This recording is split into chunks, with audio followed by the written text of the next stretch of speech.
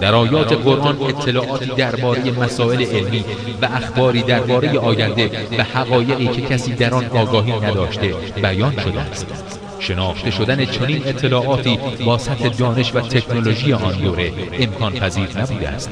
بدیهی است که این امر مدرک روشنی است بر اینکه قرآن کلام انسان نیست. قرآن کلام خداوند قادر است که آفریننده همه چیز و همه کس است و علم او تمام آفرینش را در بر می‌گیرد.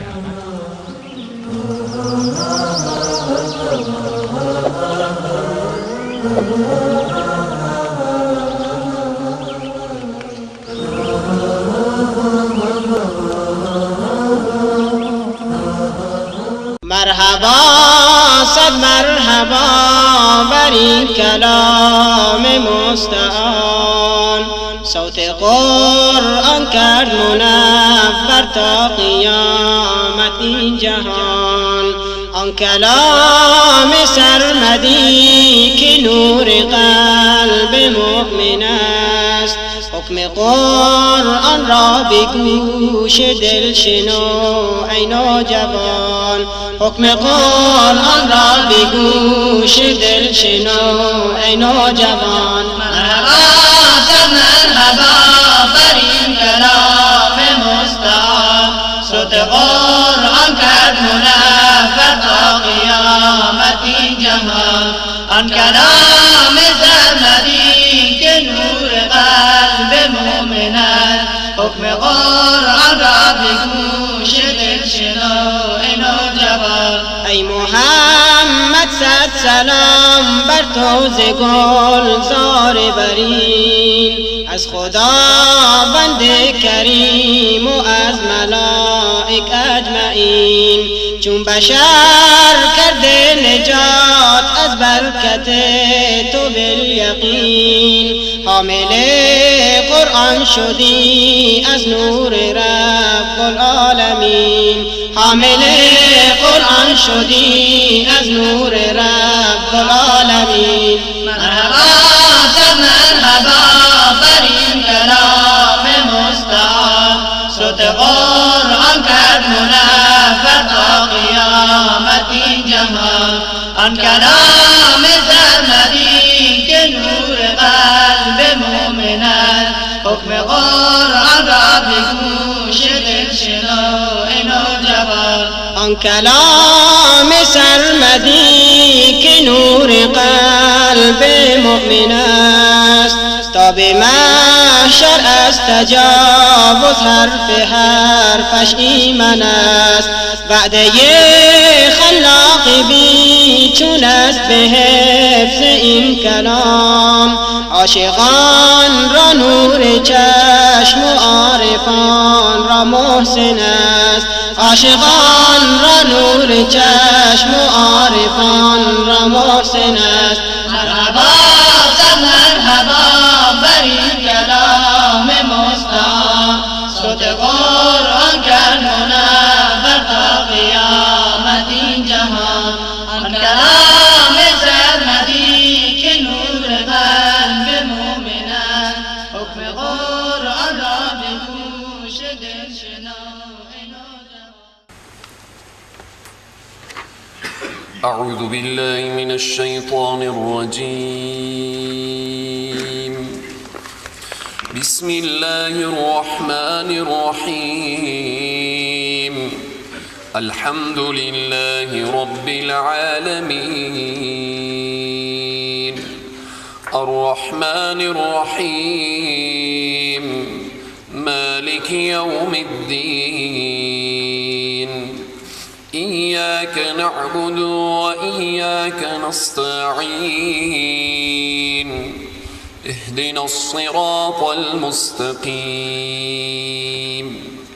صراط الذين أنعمت عليهم غير المغضوب عليهم ولا الضالين.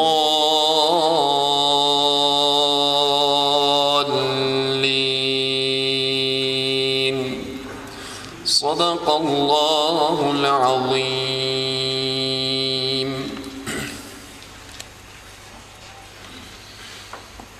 الحمد لله رب العالمين، والصلاة والسلام على رسوله محمد وعلى آله وأصحابه أجمعين. خدمت همه برادران و خواهرانی که در جای دیگری حضور دارند، خدمت همه السلام علیکم و رحمت الله تعالی و برکاته.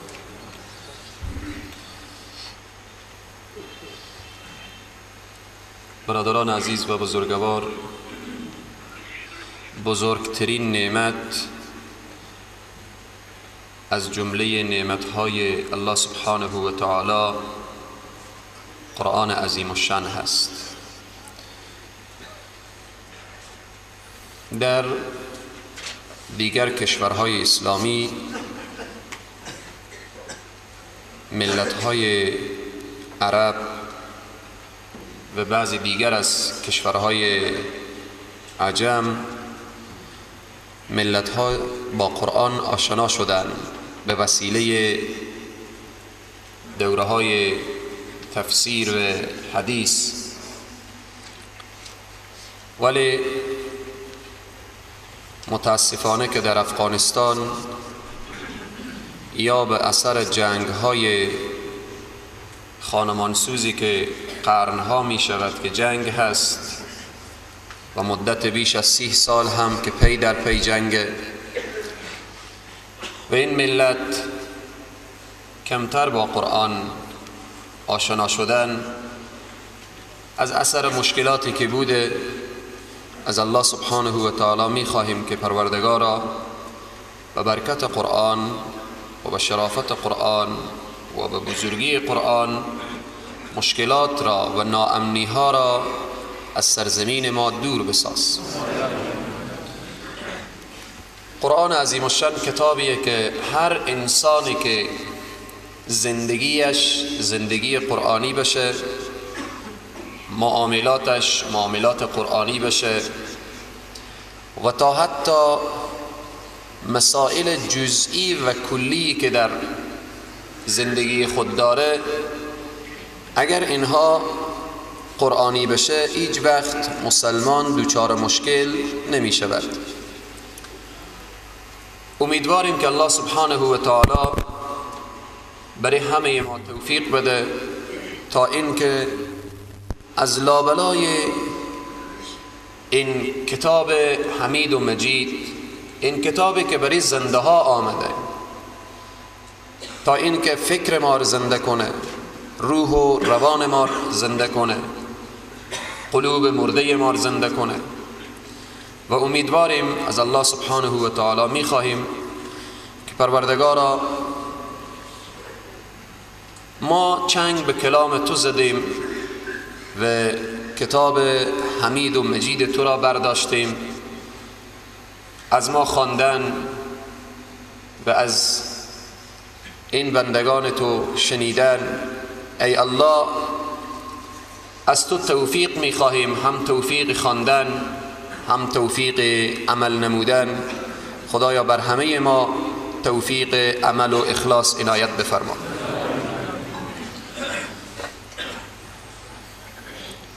ارتباط به ترجمه و تفسیر قرآن عظیم الشأن چند نکته به طور خلاصه و فشرده بیان میکنیم، بعداً شروع می شود به تفسیر اعوذ بالله من الشیطان الرجیم و بسم الله الرحمن الرحیم و بعد از ابتدای سوره فاتحه ترجمه و تفسیر آغاز می شود. چند نکته در ابتدا باید متوجه باشیم.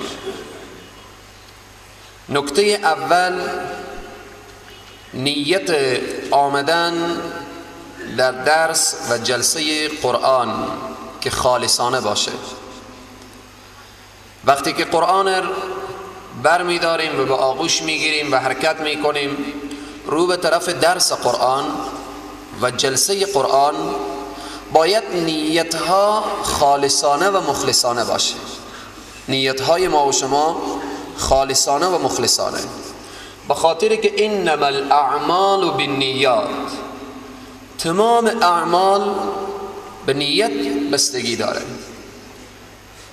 این عملی که ما و شما انجام میدیم انما الاعمال بالنیات، پس به این نیت که نیت خدایی داشته باشیم تا اینکه این عمل ما مورد پذیرش الله سبحانه و تعالی قرار بگیرد. نکته اول، نیت را خالصانه و مخلصانه در جلسه قرآن عظیم الشان. نکته دوم، در آیات باید تدبر و تفکر بشه. آیات که خوانده میشه باید سری از اون نگذاریم، باید در از اون تفکر داشته باشیم، فکر کنیم و بعد تدبر داشته باشیم و از عقل خود استفاده کنیم، فکر کنیم تا اینکه متوجه بشیم که این چگونه کتابی هست.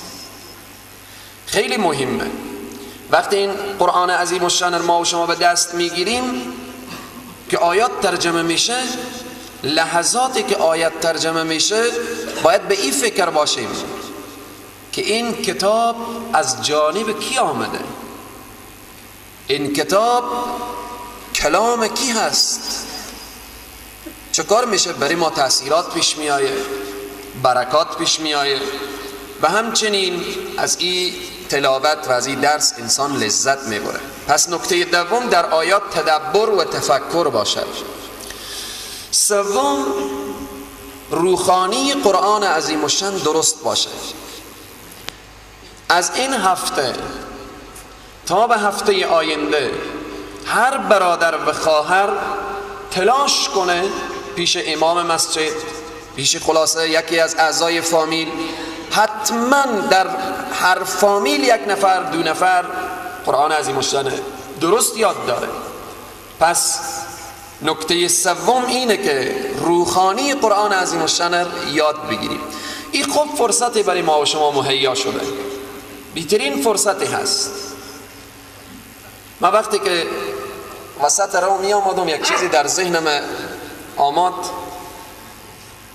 گفتم که در طی 2 هفته قبل دشمن میخواست مانع دعوت و تبلیغ بشه، میخواست که حرکت را کن کنه و شاید هر هفته نیم ساعت صحبت بود، گفت که ایر به 10 دقیقه برسانم. اما خدای تبارک و تعالی گفت که طوری که تو حفظ کردم و برای تو نیرو و قوت و انرژی دادم، نیم ساعت در تبدیل به 2.5 ساعت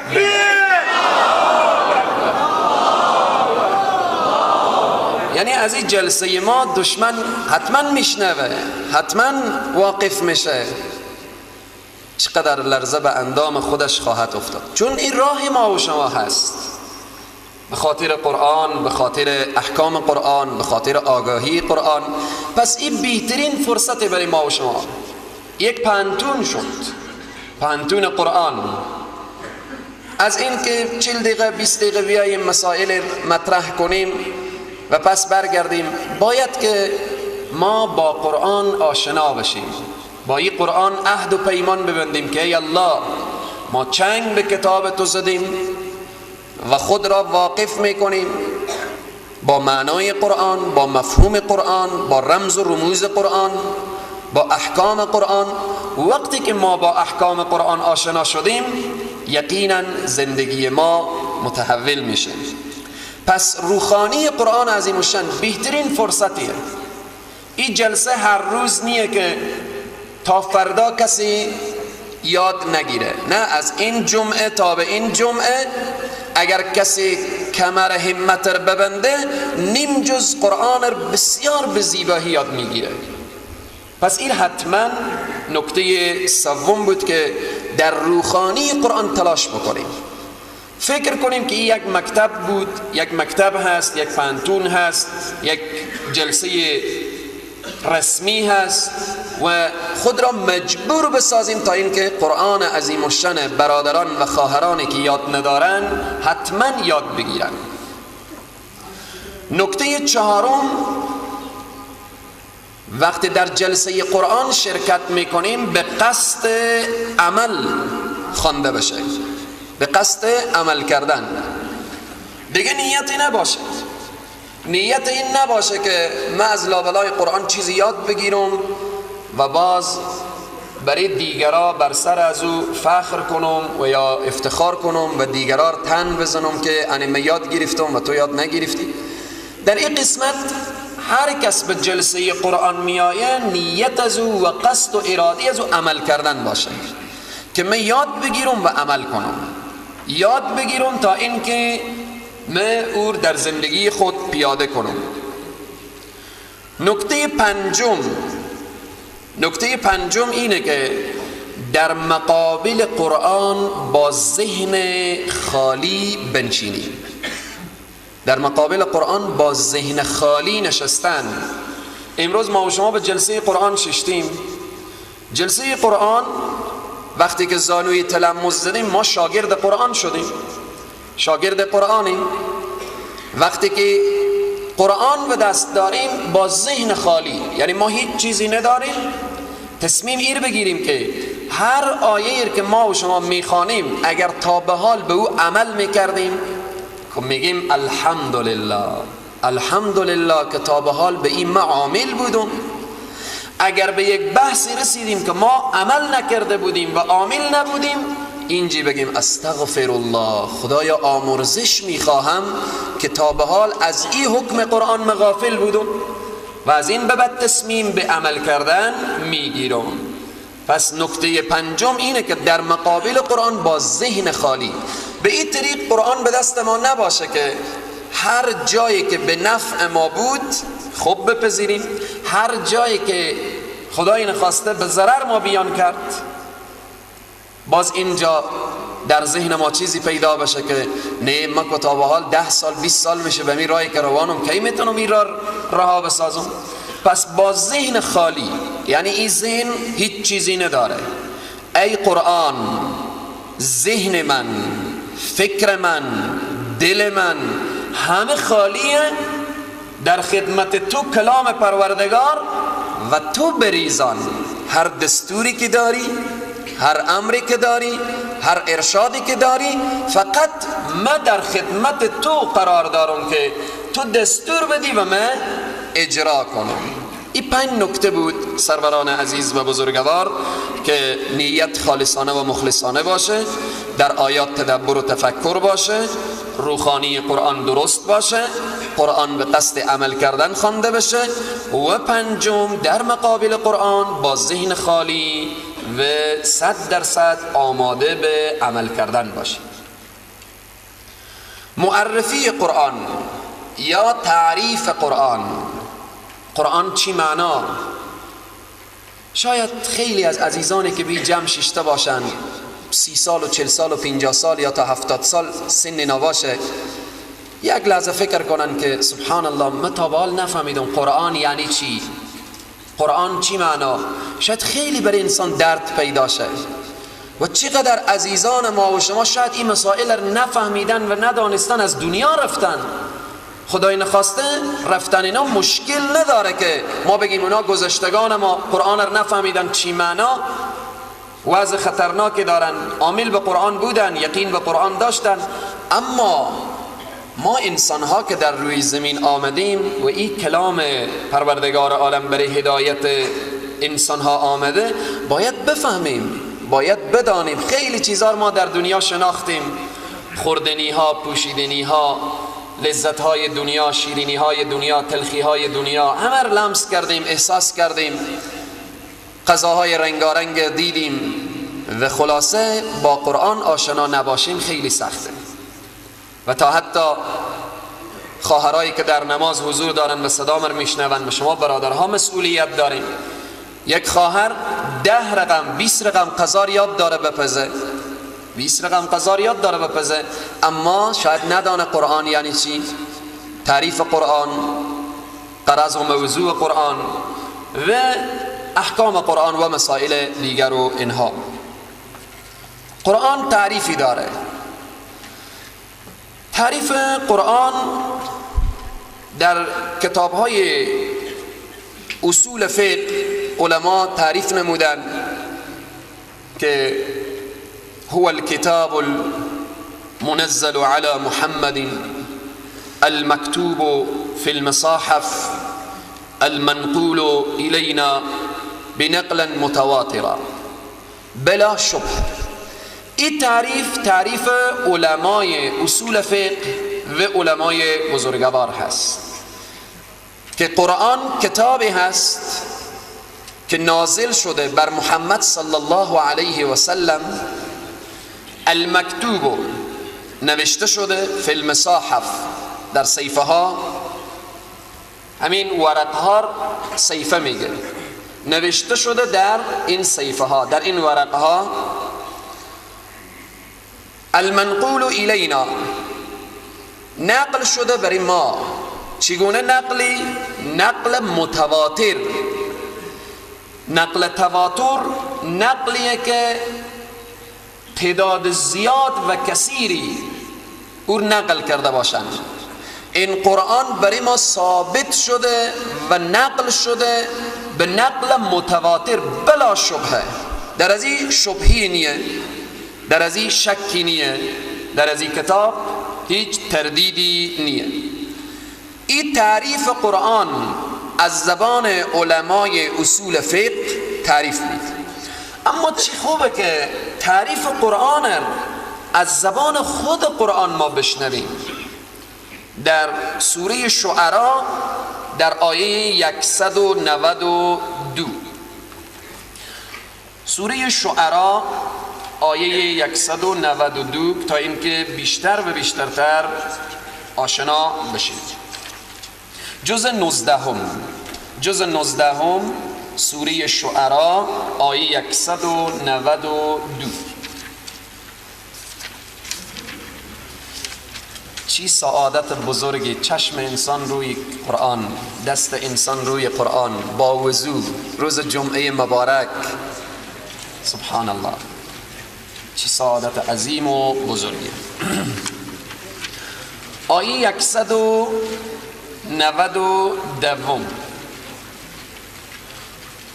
و انه لتنزیل رب العالمین. این تعریف قرآن از زبان خود قرآنه. و انه لتنزیل رب العالمین، هر آیین این قرآن فرود آورده و نازل کرده کی؟ پروردگار عالمیان. این قرآن نازل شده و یا نازل کرده الله سبحانه و تعالی. نزل به الروح الامین، این فرود آمده و یا نازل شده به وسیله چی؟ به وسیله روح الامین که جبرائیل علیه السلام باشه. ببینیم شما از جانب کی آمده؟ از جانب رب العالمین. به چی وسیله آمده؟ به وسیله روح الامین جبرائیل. به کجا آمده؟ علی قلبک، بر قلب تو ای پیامبر، در قلب پیامبر صلی الله علیه وسلم. لتکون من المنذرین، تا اینکه وقتی در قلب تو آمده تو از چی باشی؟ بیم دهندگان باشی، انسانها رو بیم بدی. به چی لسان آمده؟ به لسان عربی، به لسان عربی آمده. چگونه عربی؟ به لسان عربی مبین، عربی خوب واضح، خوب شفاف، خوب فصیح، خوب بلیغ. و انه لفی زبر الاولین، که این خبری قرآن که در صحیفه های پیشین و گذشتگان هم از این بحث شده بوده. پس این آیه مبارکه تعریف قرآنه. و انه لتنزیل رب العالمین، قرآنی که از جانب رب العالمین نازل شده. و نزل به الروح الامین، به وسیله جبرائیل علیه السلام، علی قلبک، بر قلب تو ای پیامبر، که چکار بشه؟ لتکون من المنذرین، تا تو بیم دهنده باشی و دیگران رو بیم بدی. به چی زبانی آمده؟ به لسان عربی مبین، به لسان عربی واضح و آشکار. این تعریف قرآن عظیم الشان هم از دیدگاه علمای اصول فقه شد و هم تعریف قرآن عظیم الشان از لابلا و یا از زبان خود قرآن عظیم الشان. این تعریف قرآن بود.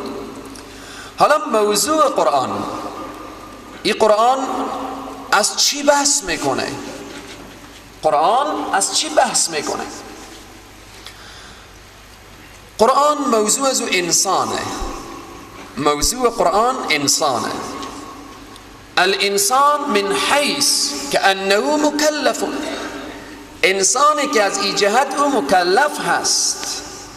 وقتی که او مکلفه، این قرآن موضوع از انسانه. اگر بحث اعتقادی می آیه، اگر بحث فقهی می آیه، اگر بحث تفکر و قصص می آیه، هر بحثی که در لابلای قرآن هست به خاطر انسانه. تا عقیده انسان خوب بشه، تا احکام انسان خوب اجرا کنه، تا فکر انسان بیدار بشه و تا اینکه خلاصه یک فکر سالمی به انسان داده بشه. پس این موضوع قرآن هست. این قرآن از چی بحث میکنه؟ از هر حکمی که بحث کنه به خاطر انسانه. چقدر انسان ارزش داره. این موضوع از این تعریف، غرض، موضوع. حالا غرض ماند. چرا قرآن نازل شده؟ چرا این انسان این کلام رو بخوانه؟ به خاطر چی؟ غرض چیه؟ هر کتابی که علما شروع میکنن اول تعریف و غرض و موضوعونه. قرآن هم تعریف و غرض و موضوع داره. غرض قرآن شریف، قرآن عظیم الشان، سعادت مندی انسان در دنیا و آخرته. غرض قرآن اینه که سعادت مندی دنیا و آخرت انسان در گره همین کتابه.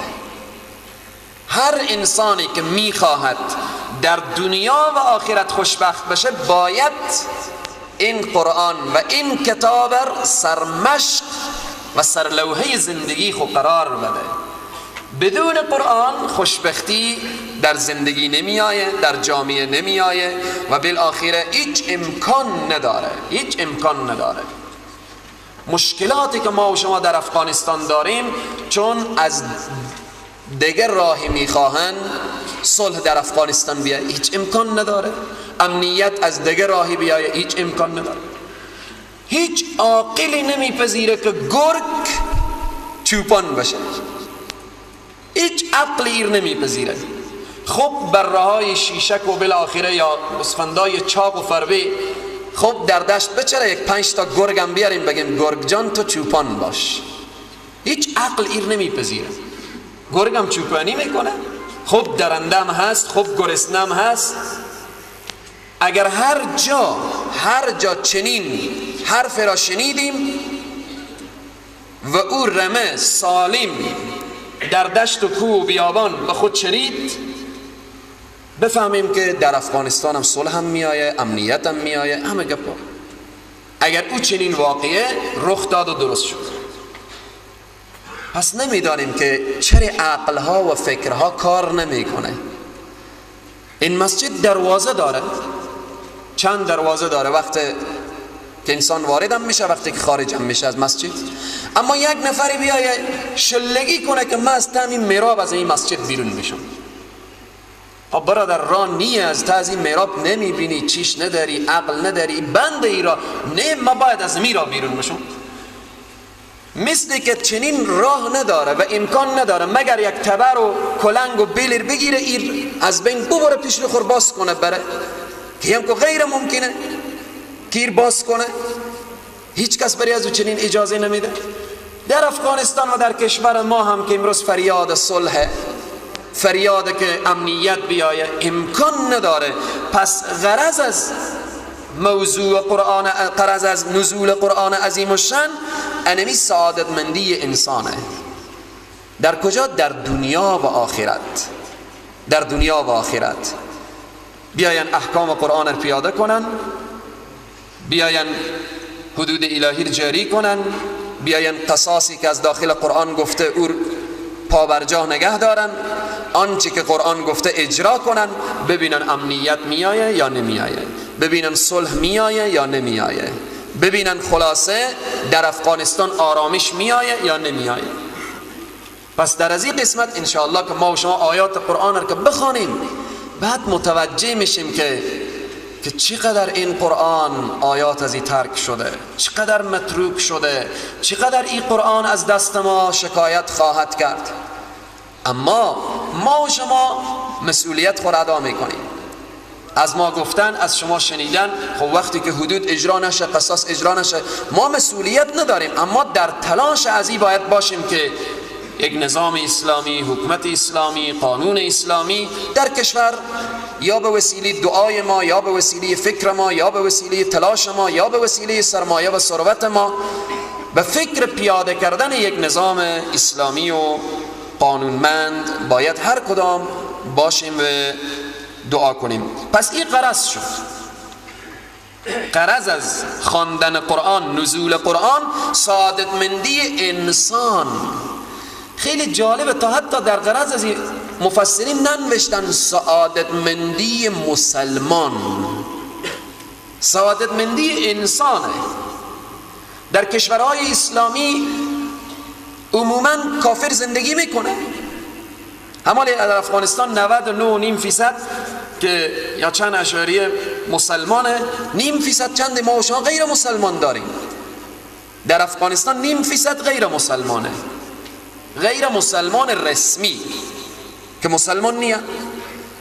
اونها هم از برکت نظام اسلامی، از برکت قانون اسلامی که در کشور پیاده باشه، آنها هم جان اینا حفظه، مال اینا حفظه، آبروی اینا حفظه، همه در امانه. چون در کشوری که حدود پیاده بود، هر کس با آرامش زندگی میکنه، هر کس. خیلی کشورهای اسلامی تا حتی این خوشبختی افغانستانه که 99.5% مسلمانه.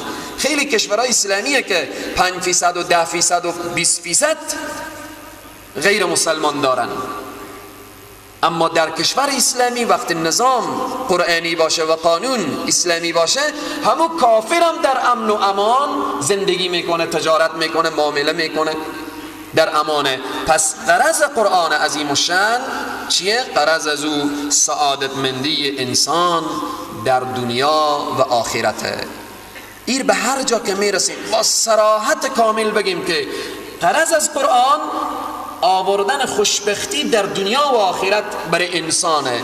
اما انسانهای امروزی که خوشبخت نیان، سعادتمند نیان، چون هدف از نزول قرآن و یا این که هدف را ندانستن و یا چنگ نزدن به قرآن عظیم الشأن. ارتباط به فضیلت قرآن عظیم الشأن، گفتیم مقدمات قرآن را باید بیان کنیم تا ای که بیشتر و بیشترتر آشنا بشیم. وقتی تعریف، غرض و موضوع دانستیم، فضیلت قرآن عظیم الشأن را باید بفهمیم که این کتابی نیست، چیزی دیگر است. چون که در جان رفت جان دیگر شود، چون که جان دیگر شد جهان دیگر شود. وقتی قرآن در اعماق قلوب صحابه داخل شد و نفوذ کرد، صحابه شخصیت‌های میشن که جهان را متحول میکنن. تکبیر! عدالت حضرت عمر رضی الله تعالی، سخاوت حضرت عثمان، شجاعت حضرت علی، صدق و صفای حضرت ابوبکر صدیق، اینها قرآن داد بر اینا. حضرت ابوبکر که ابوبکر صدیقی ساخت همین قرآن بود، همین قرآن، دیگه قرآنی نه. صحابه که صحابه شدن به وسیله همین قرآن صحابه شدن، عزت پیدا کردن، جایگاه پیدا کردن، ارزش پیدا کردن، عزت دنیا و آخرت پیدا کردن، فقط به خاطر همین قرآن. به همین قرآن عمل کردن، خدای تبارک و تعالی برای از اونا عزت دنیا و آخرت نصیب کرد. پس اگر ما هم به قرآن عمل کنیم، یقینا همون عزتی که مسلمان های صدر اسلام پیدا کردن، مسلمان های امروزی هم پیدا میکنن. یکی از علما خیلی جالب منویسه، میگه مسلمان های امروزی عزتمند نمیشوند مگر تا اینکه چنگ بزنن به وسیله‌ای که مسلمانان صدر اسلام را عزتمند کرد. هدفی چیه؟ یعنی قرآن. مسلمان های امروزی عزتمند نمیشن مگر زمان عزتمند میشن که چنگ بزنن به همان وسیله‌ای که مسلمان های صدر اسلام را عزتمند کرد که او همین قرآنه. پس قرآن خیلی جایگاه داره، خیلی فضیلت داره. چند حدیث به طور خلاصه و فشرده ارتباط به فضیلت قرآن عظیم الشأن بیان میکنه. حدیث اول حدیث قدسیه. شاید بعضی از برادرها همین لحظه به می فکر باشیم که یک گوشی استاده شم یک چند رکعت نماز بخوانم، از این گپایی که خطیب میگه که آدم یک 2 رکعت نماز بخونه بی‌تر خواب. شاید در ذهن یک عده یا بعضی نقشه بگرده و شاید همین لحظه اشخاصی باشن که در خانه تلاوت قرآن داشته باشن و یا نماز بخوانن، درود شریف بخوانن و اوراد و وظیفای دعای معصوره بخوانن و فکر کنن که ساعت 12:30 یک بجه که شد من باز چه کار میکنم؟ میرم به نماز. این حدیث شریف برای ما و شما چقدر امیدوار کننده. میفرمایند من شغله القرآن عن ذکری و مسئلتی، کسی که او مشغول میکنه قرآن، یعنی درس قرآن، جلسه قرآن او مصروف کرده. شما برادرها حال مصروف شده، خواهرها مصروفن گوش میکنن. وقتی که مار قرآن مصروف کرده، ان ذکری، الله سبحانه و تعالی میگه از ذکر من، یعنی حلقه ذکر همین لحظه داشتیم او ترک کردیم، همین لحظه دعا میکردیم ترک کردیم، همین لحظه درود میخواندیم ترک کردیم، همین لحظه به عبادات نافله مصروف بودیم ترک کردیم، بیامدیم به جلسه قرآن. و مسئلتی، و دعا میکردیم از خدای تبارک و تعالی هر حاجت و هر طلبی که داشتیم همین لحظه ایر ترک کردیم. الله سبحانه و تعالی میگه اعطیته، من میدم برای از او افضل ما اعطی السائلین، از او چیزهایی که شما میخواندیم از او بهترتر ما برای شما میدم. شما به دعا مصروف بودیم، الله سبحانه و تعالی میگه من از قلبها آگاه هستم که شما چی از من میخواستیم همون به شما میدم بهترتر از اون.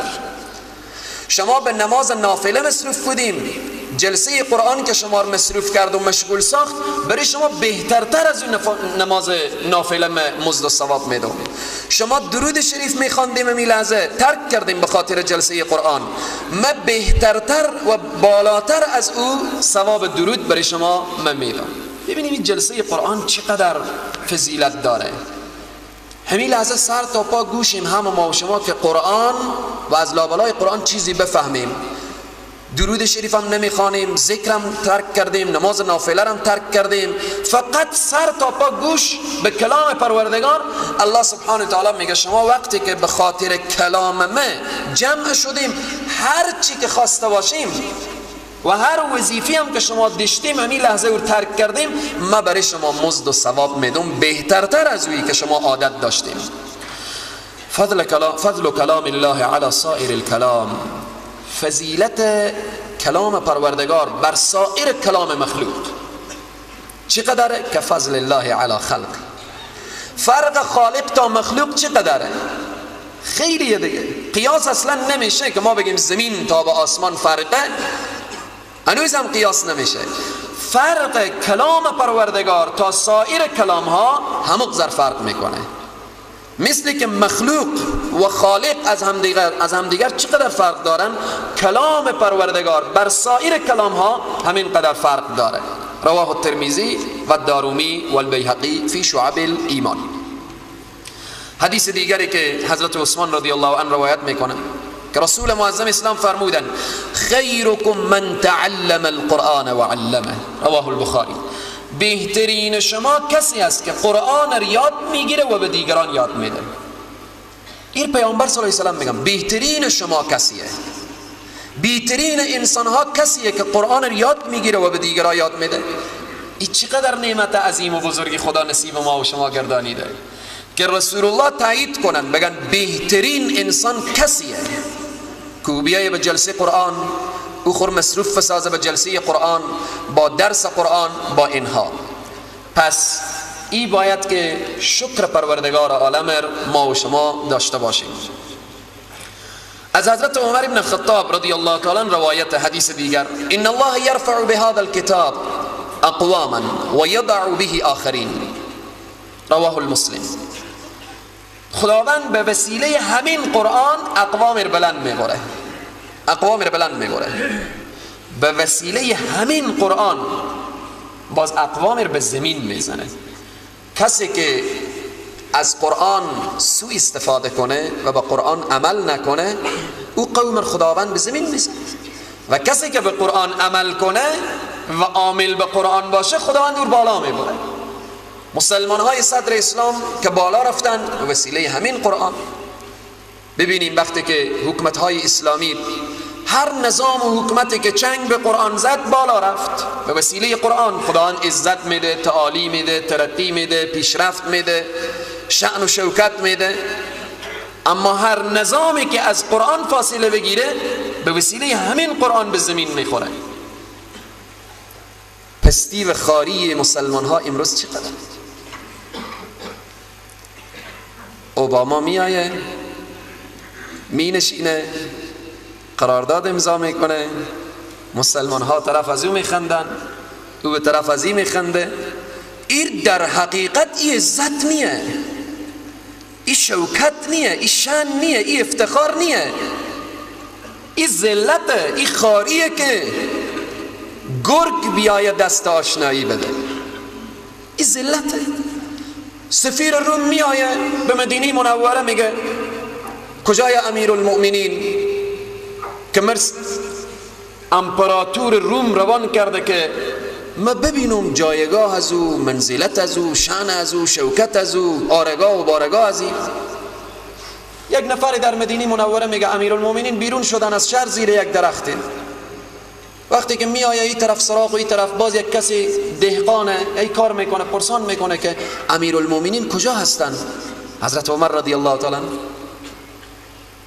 نشان میده، میگه زیر از او درخت خوابه، زیر از او درخت خوابه، یک و تنها، کو سپا، کو لشکر، کو آرگاه، کو بارگاه، کو بریگاردا، کو فلان فلان. تکبیر!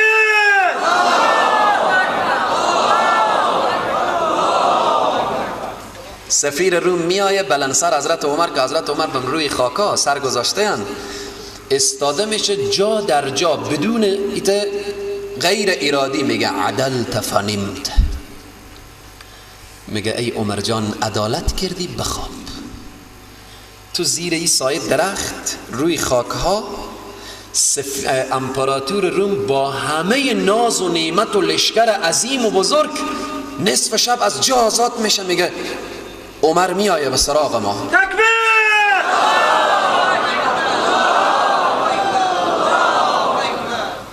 امپراتور روم خواب نمیبره. حالا این عزت، این تعالی، این ترقی، این روب و وحشتی که از طرف حضرت عمر خداوند در قلب امپراتور روم انداخته بود چی بود؟ چون عمر جان چنگ واقعی به این قرآن زده بود. او عزت بود، او تعالی بود، او ترقی بود، این پیشرفت بود، او عزت مسلمان ها بود. به اینه که این حدیث میگه ان الله یرفع بهذا الكتاب اقواما، خداوند به وسیله همین قرآن اقوام بلند میبره، سرفراز میکنه، سربلند میکنه، و یضع به آخرین، اقوام را ذلیل میکنه، خار میکنه. روزی افغان ها در دنیا نام داشتن، شأن داشتن، شوکت داشتن، عزت داشتن. بزرگترین دشمن وقت و زمان و بزرگترین امپراتور که روسیه بود، همین ملت او به زانو در آورد.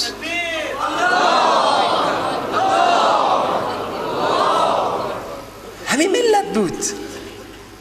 نه توپ داشت، نه طیاره داشت، نه ارتش قوی داشت، ولی با ایمان کامل، با عزم راسخ و با اخلاص کامل حرکت کرد.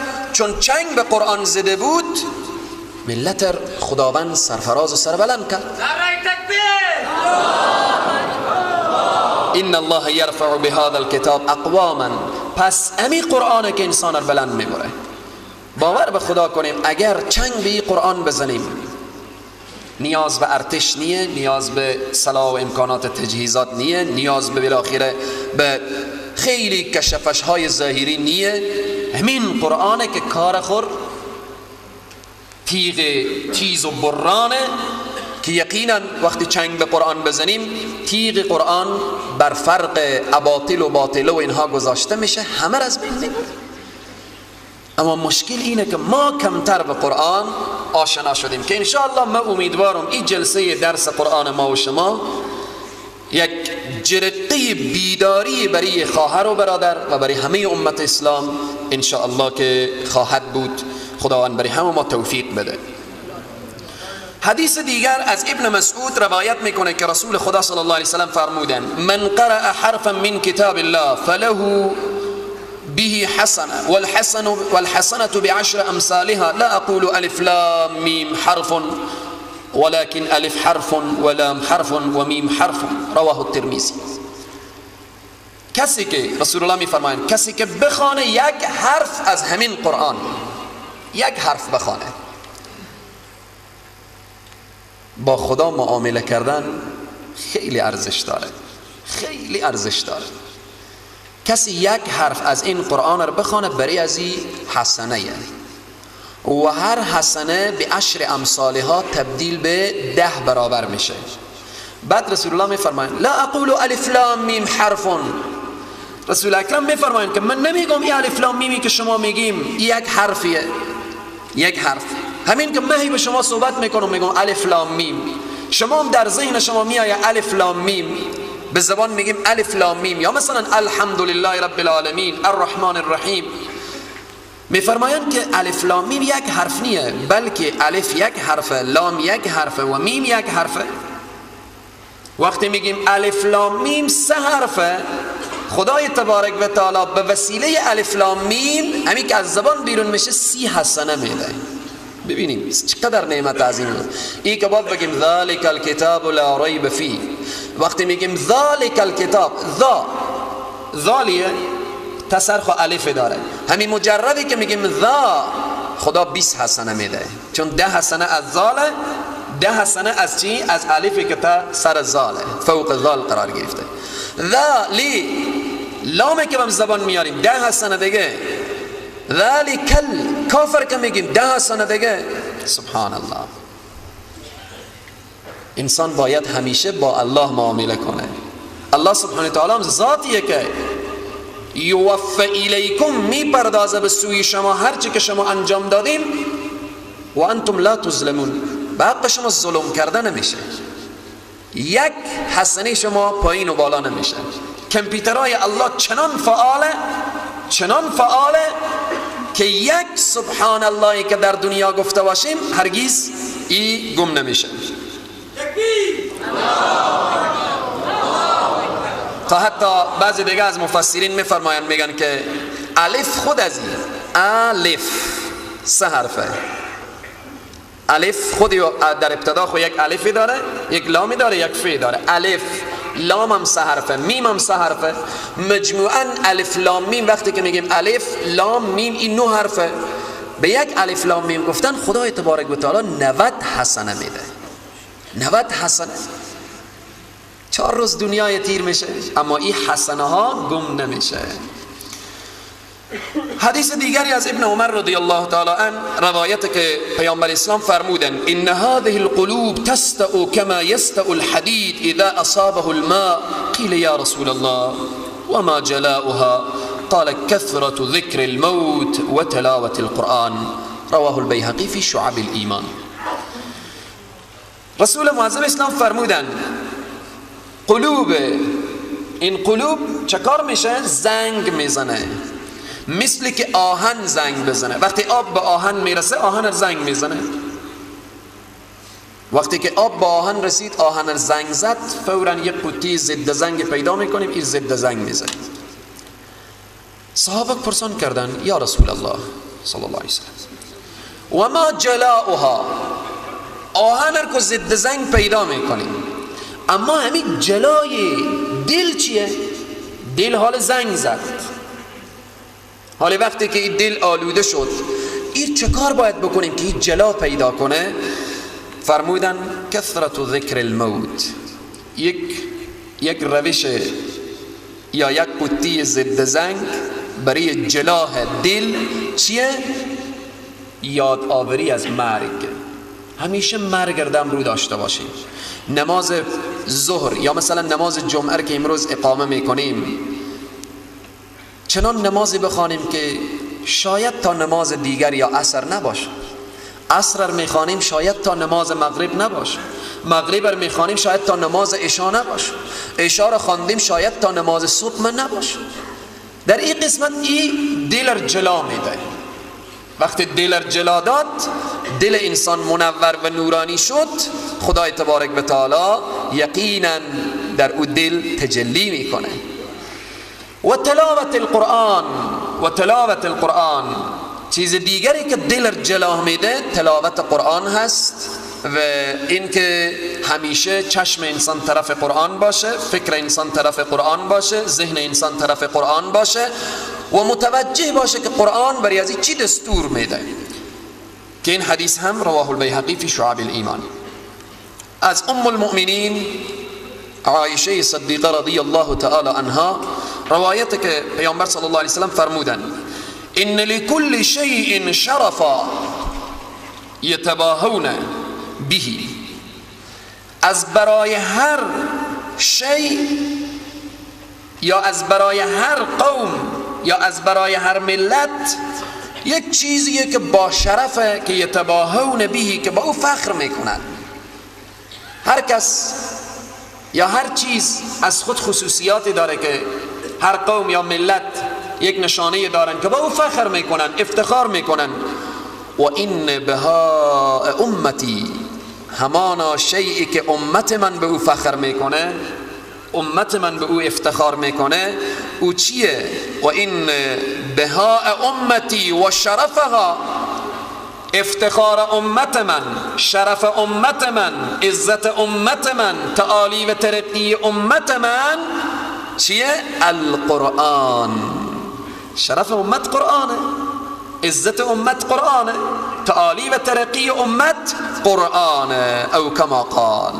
پس این قرآن کتابیه که عزت میاره، شرف و تعالی و ترقی میاره.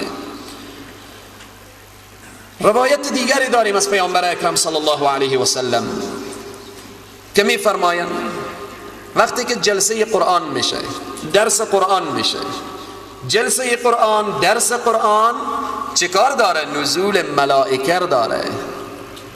ما و شما نمی بینیم که در این جمع ما چقدر ملائکه نزول پیدا کرد. پیامبر اکرم صلی الله علیه و سلم میفرماید وقتی جلسه قرآنی برگزار میشه، حفتهم الملائکه، اطراف جلسه ملائکه میگیرن تا به عرش ملائکه دعا میکنن. برای کی دعا میکنن؟ برای کسانی که در جلسه قرآن باشند، کسانی که اونها قرآن به خود مصروف و مشغول کرده باشه. در جلسه قرآن نزول چیه؟ نزول ملائکه. دیگه چیه؟ نزول سکینه، آرامشه. همه ما و شما با چی آرامشی نشسته ایم؟ هیچ پریشان نیم، ورخطا نیم. خیلی جالبه انسان هایی که مثلا در یک جای یک خواننده میاد کنسرت میده، باز اشخاصی که میرن بعضی مثلا این رقم میشینن که کسی اونا یا نشناسه یا نبینه، یا اگر کسی هم ببینه اونا خیلی احساس شرم میکنن، به تلویزیون نبینن، مردم نبینه، حالی که آمدم یک اشتباهی کردم، یک سهوی شدم. اما جلسه قرآن برعکس، خور هر کس بالاتر میگیره، ببینن با افتخار، آرامشه، خدا بیازو میبینه، فرشته ها میبینن، باشه بندگان الله سبحانه وتعالی هم ببینن. به این جلسه اینقدر آرامشه. به خاطر چی؟ نزول ملائکه شده و نزول سکینه که آرامش و انهایه.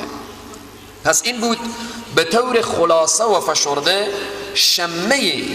شمه و یا قطره از او دریا و از او اقیانوس ارتباط به فضیلت قرآن عظیم الشان. اسماء قرآن عظیم الشان. این قرآن ما و شما همیشه شنیدیم قرآن عظیم الشان. قرآن چند اسم داره و این قرآن اسامی و یا اسمای قرآن چی هست؟ قرآن عظیم الشان نامهای زیاده داره، نامهای زیاده داره. بعضی تا 60 معنا ذکر کردن، بعضی قریب به 100 معنا گفتن. علامه سیوطی رحمت الله علیه در کتاب الاتقان فی علوم القرآن 55 نام قرآن عظیم الشان ذکر کرده و نام گرفته. مشهورترین نامهای قرآن چیه؟ حالا گفتیم که بعضی 60 نام گفتن، بعضی قریب به 100 نام گفتن. علامه سیوطی رحمت الله علیه 55 نام در کتاب خود ذکر کرده. و نامهای مشهور قرآن چیه؟ اول القرآن. القرآن در قرآن عظیم الشان هم این نام ذکر شده، زیاد ذکر شده. خود لفظ قرآن یعنی القرآن به 67 جای قرآن آمده. خود نام قرآن که به همین لفظ القرآن 67 جا در قرآن عظیم الشان به این نام ذکر شده. دوم از نامهای مشهور قرآن الفرقان. الفرقان که این نام در 3 آیه آمده، در 3 آیه ذکر شده و یک سوره هم به نام سوره فرقان هست. نام دیگر قرآن ذکر. انا نحن نزلنا الذکر، ما ذکر نازل کردیم. این ذکر به معنای یاد آوری، یعنی هدف از خلقت انسان رو به یاد انسان میده. وقتی که میگیم قرآن کو پیشتر گفتیم معنای مقروء، خوانده شده، یعنی قرآن باید خوانده بشه. نام دیگرش گفتیم الفرقان، یعنی این کتابیه که فرق بین حق و باطل میگذاره، فرق بین حق و باطل میگذاره. نام دیگرش گفتیم ذکر، یعنی چی؟ یعنی هدف از خلقت انسان رو به یاد انسان میده. وقتی به مجردی میگیم قرآن، یک نام از او ذکره. ذکر به معنای یاد آوری، به یاد انسان دادن. یعنی هدف از تو، هدف از خلقت تو ای انسان چی هست؟ در دنیا به خاطر چی آمدی؟ به چی کار آمدی؟ به چی مسئولیت آمدی؟ وقتی از این دنیا میری باید چی جوابی داشته باشی؟ چی توشه‌ای داشته باشی؟ چگونه سرمایه‌ای داشته باشی؟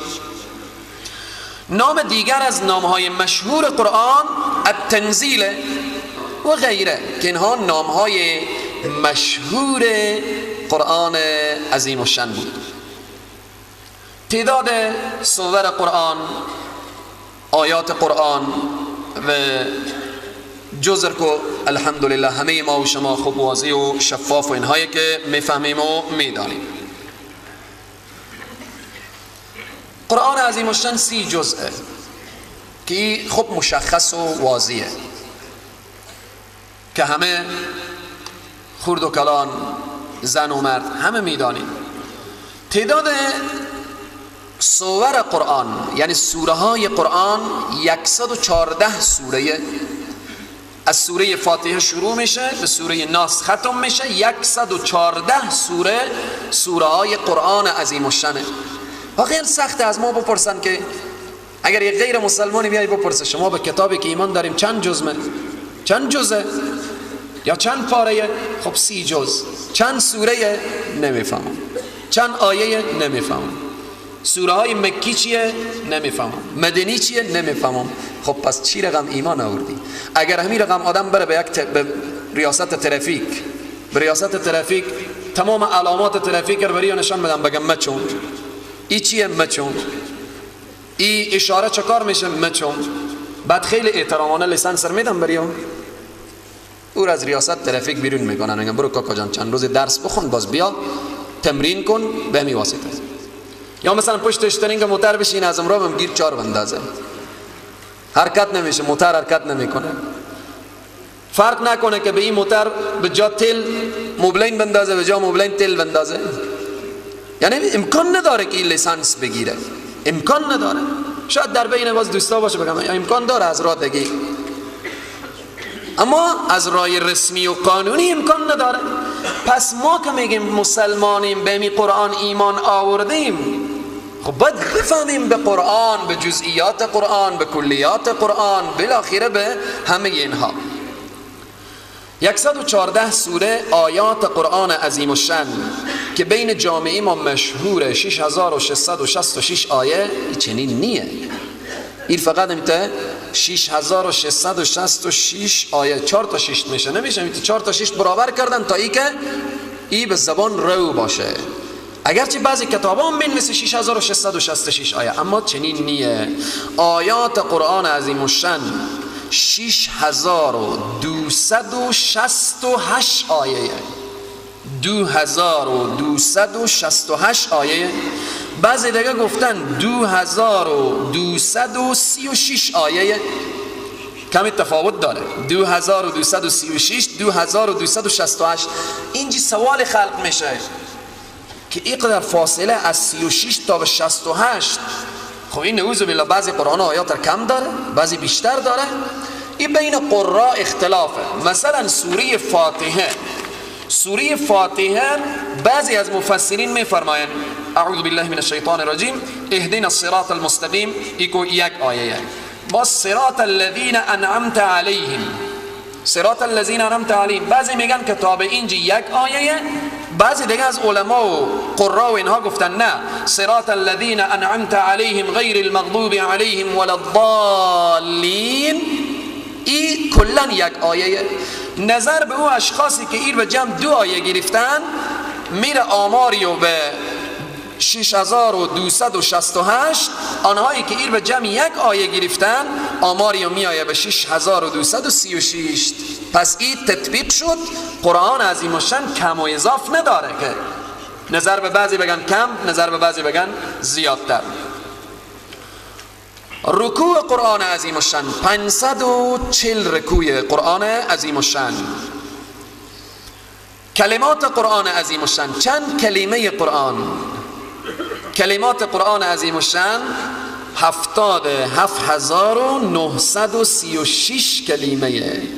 77 در ابتدا 2 تا 7، 77936 کلمه. حروف قرآن عظیم الشان سلک و 4740 حرفه. اینجا خیلی نکته جالبیه. سلک و 40740 حرف، این ضرب در 10 کنیم، چون در هر حرف خداوند 10 حسنه میده. ببینیم سبحان الله، با یک مرتبه که کل قرآن عظیم الشان تلاوت بشه حسنات انسان چقدر میشه، حسنات انسان چقدر زیاد میشه. پس این تعداد سوره های قرآن، تعداد آیات قرآن، تعداد کلمات قرآن و تعداد حروف قرآن عظیم الشان بود. قرآن عظیم الشان دارای چی موضوعاتیه؟ این قرآن با چی موضوعات بحث میکنه؟ این قرآن با چی موضوعات بحث میکنه؟ به طور خلاصه و فشرده. اول موضوعاتی که داخل قرآن هست ارتباط به موضوع احکام که توحید و احکام دیگر مسائل عبادی. موضوع عمده و کلی قرآن عظیم الشان توحیده. توحید رو بیان میکنه. وقتی که توحید رو بیان کرد، این لب و لباب و تمام برنامه قرآن انمی مسائل که میبینیم انبیاء علیهم السلام کار اینا، برنامه اینا توحید بود، یکتاپرستی بود، بحث اینا در بحث که انسان ها موحد بشن. دوم نشانه های پروردگار رو بیان میکنه. سوم واقعات تاریخی رو بیان میکنه. چهارم مباحث و مجادل با کفار رو بیان میکنه. پنجم واقعات مرگ و بعد از مرگ رو بیان میکنه. هیچ کتابی پیدا نمیشه که از چی؟ از غیب بگه. آخرت غیبه، این کتاب بیان میکنه. از صحرای محشر میگه، از میزان میگه، از حساب میگه، از کتاب میگه، از پل صراط میگه، از بهشت میگه، از دوزخ میگه. اشیایی که در آینده میایه این قرآن بیان میکنه. گذشته هم قرآن بیان میکنه، آینده هم بیان میکنه. این از خصوصیات این کتاب جاویدان هست، این کتابی که کلام پروردگاره. خلاص این که قرآن درس توحید در میده. چگونه؟ این که الله سبحانه و تعالی یگانه در صفات، در ذات و در عبادات. خداوند در صفات خودم شریکی نداره، در ذات خودم شریکی نداره و این مسائل رو بیان میده. صفتهای ذاتی پروردگار عالم بیان میشه، صفتهای فعلی بیان میشه. صفت ذاتی خدا و صفت فعلی خدای تبارک و تعالی، آن صفتی که به ضد از او صفت کرده نشه، او صفت ذاتیه. او صفت ذاتیه، به ضد از او صفت کرده نشه. مثل سمع، بس.